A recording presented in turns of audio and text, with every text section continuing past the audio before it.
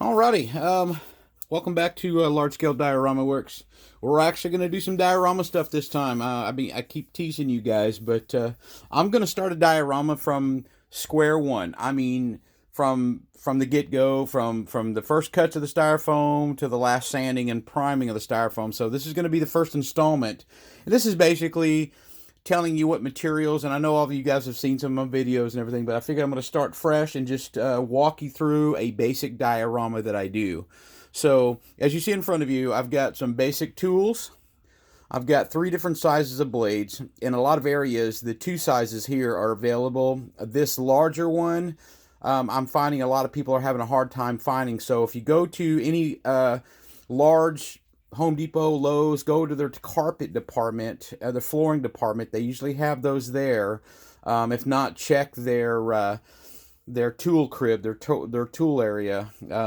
Anyway, made by Stanley, and you can get the blades and everything. I got blades for all 3 sizes right there. And again, I'm going to start you how I start. So what I do is I find all the materials. If you see, I've got some dollhouse windows and stuff. This is actually a French door from a 1/6 or a 1/12 scale dollhouse. It works great for French doors. I'm gonna step down closer, but it works great. It's an actual working French doors that perfect size for a window. And of course your play scale, what this is called play scale, which is going to be a 1/8 versus a 1/6 scale. But it's still a large enough window that it can work as a 1/6 scale window.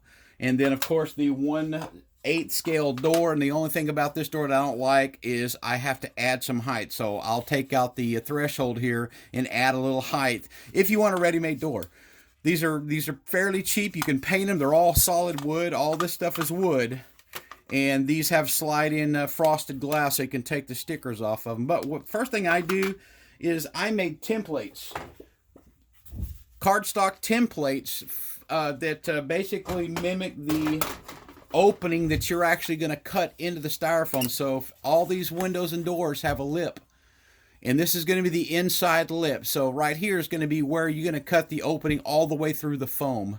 And if you look here, I've got a window there that's cut all the way through that matches this template. This is I've drew on these so I wouldn't confuse them. So this would be the French windows.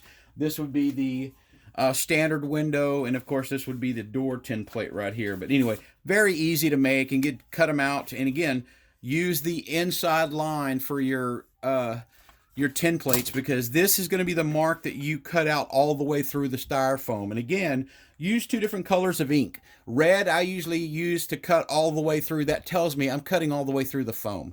Black usually is going to be trim work or where I have to slice off or shave down. So and again, and you can get all sorts of windows. This is a 1/12 scale window that works really good with a 120 millimeter 1/16 scale. Even for large theater windows for 1/35 scale, really, really good stuff. And again, I get like 3 of these for like $10. These are plastic. They come with an insert, or you can put your own glass. But again, they can work all the way up to 1/6 scale because they're nice size windows. You can use them for church windows or vestibule windows or something. But anyway, but that's the windows and stuff. So once you make your template, other options, find some plastic baskets and stuff. Makes great window inserts. You can spray paint those and rust them up real good. Even miniature gates, fences, tops of garden walls. You can trim these down, and these will be the tops of garden walls, the wrought iron for garden walls. Anything. These things, find some old plastic shopping baskets or laundry baskets. Perfect. You can cut one basket up and you'll have a stack of these. And again, there's all sorts of the edging you can use for railing and stuff. So a plethora of free material if you find these in the garbage or something. Anyway, and again, sandpaper. Always, this is 100 and what is this? 100 grit. I usually do 120 and 150 grit. This 100 grit, basically, I use to take down styrofoam. And if I had a piece of yeah, right here. I'm making a hill, and basically this 100 grit sandpaper actually lets me mold a lot easier than cutting, and especially get those rounded more natural texture. So, and again, this is just a piece of foam that I glued together. And what this does is you just sand it. It's messy. It is like styrofoam, but this is basically a takedown. This is to take down your surface very fast. Then come back over with a 120 grit, and then maybe a 150 grit for real fine, especially if you're in the UK or something where you can only get that real dense pink or blue styrofoam. Never use that 100 grit on that stuff because it'll eat it up unless you're, like I said, if you're taking down terrain. And again, I use it almost anything on my miniature terrain stuff. I use that stuff, and again, it makes, once you rough up the board, you can take that 100 grit and actually make riverbanks and riverbeds and roadsides and stuff. So it actually turns out fairly good. And then you come back over with a 120, and then once you apply your top coats and all your ground stuff, and again, this white foam really gives you a natural, earthy look, versus going back over with tons of flock and tons of like sculptum mold and stuff. If you want to keep your stuff lightweight, and again, glue this to a piece of hardboard. Make you a nice trimmed black piece of hardboard, and that'll give you the weight. Then a cool thing about the styrofoam is you can stick trees, you can stick whatever you want in those. So again, back to the material, back to the tools. All your blades, and of course my trusty oak trim and my metal rulers, like I keep preaching before.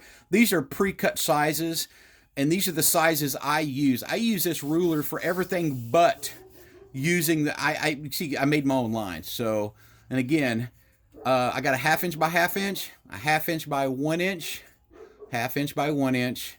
And again, I've got my bricks marked out, and these are just ballparking it. I'm just eyeballing it. So again, if you perfectionists want to do perfect, yeah, by all means. Various marks I do, and again, I take mineral spirits and wipe that off when I need new marks. But these are going to be the main tools of your trade, and of course a square, because a lot of the styrofoam boxes that I use are not exactly square. They tend to flare out from the bottom up.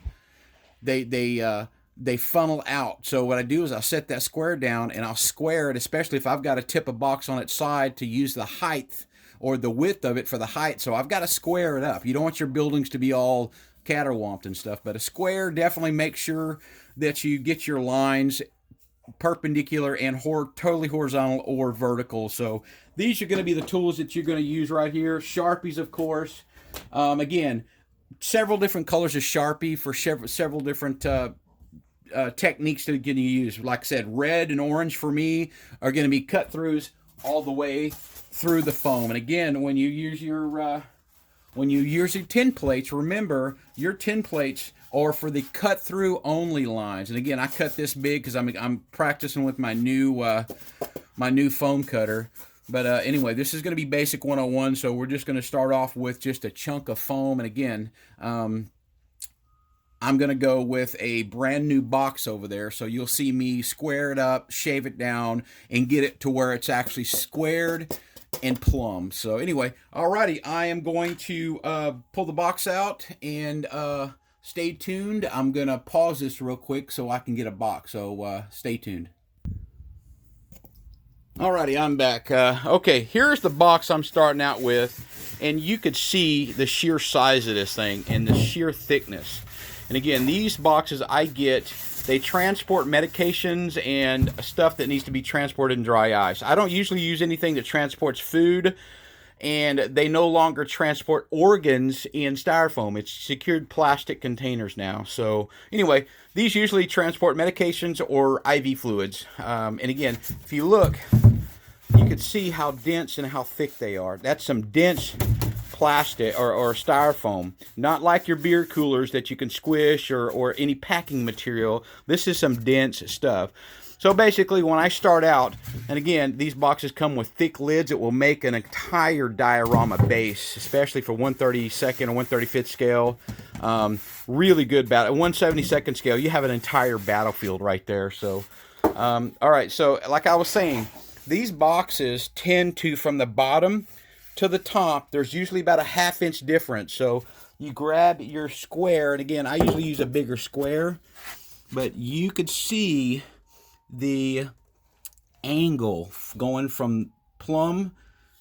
As you go up, you can see how that flares out. And if you're going to use the bottom of the box, and usually I'll flip the box over. If I'm going to use the height of the box, I'll flip the box over, and I don't have to shave it because it's going to be wider at the bottom. But by the time you carve everything, you're not even going to notice.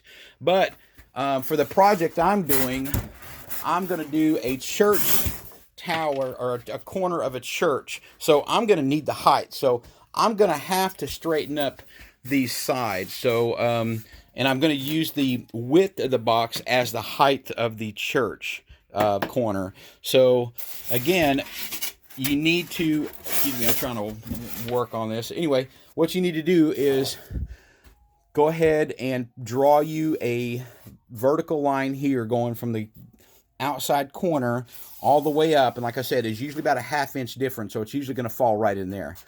So, and you won't have to shave all this, because what you're going to do is you're going to cut it right there. You're going to cut it.